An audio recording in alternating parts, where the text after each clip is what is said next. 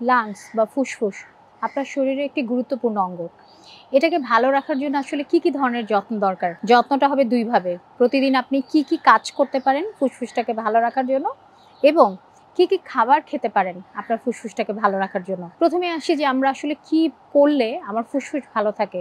একটা বলে ফুসফুসের কিছু জেনারেল এক্সারসাইজ আছে।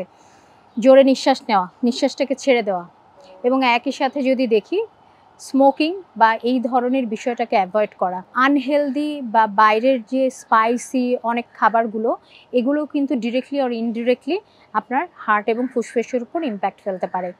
এবং তার সাথে পাশাপাশি যদি দেখা যায়, সেটা হচ্ছে বিশুদ্ধ বাতাস, বিশুদ্ধ অক্সিজেন গ্রহণ করা।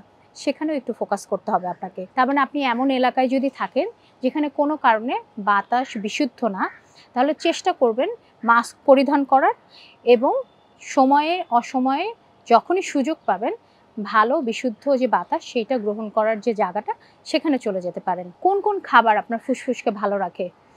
কিছু খাবার আছে যেটা স্পেসিফিক্যালি আপনার ফুসফুসের জন্য খুবই ভালো।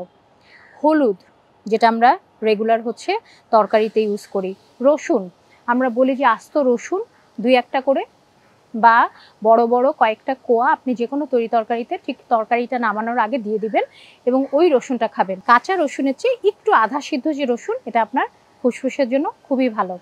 একই সাথে বেরি ও বাদাম জাতীয় খাবার, যেমন আমরা যদি কালোজাম চিন্তা করি, জামরুল এই সময় চিন্তা করি, স্ট্রবেরি, ক্যানবেরি, রাসবেরি, এগুলো সবই কিন্তু আপনার হার্টের জন্য এবং ফুসফুসের জন্য খুবই ভালো। আর ফুসফুসের জন্য স্পেসিফিক্যালি ডিফারেন্ট যে বাদামের একটা আলাদা ভূমিকা আছে বিকজ এর অ্যান্টিঅক্সিডেন্টগুলো ফুসফুসের জন্য ভালো কাজ করে। সো যত্ন করবেন ফুসফুসের ২ ভাবে। একটা হচ্ছে বিশুদ্ধ অক্সিজেন নেওয়ার বিষয়টাকে খেয়াল করবেন এবং বিভিন্ন ধরনের যে খাবার যেটা আপনার ফুসফুসকে ভালো রাখতে সাপোর্ট দিবে, সেগুলোকে আপনার প্রতিদিন না হোক সাপ্তাহিক খাবারের মেনুতে ইনক্লুড করবেন।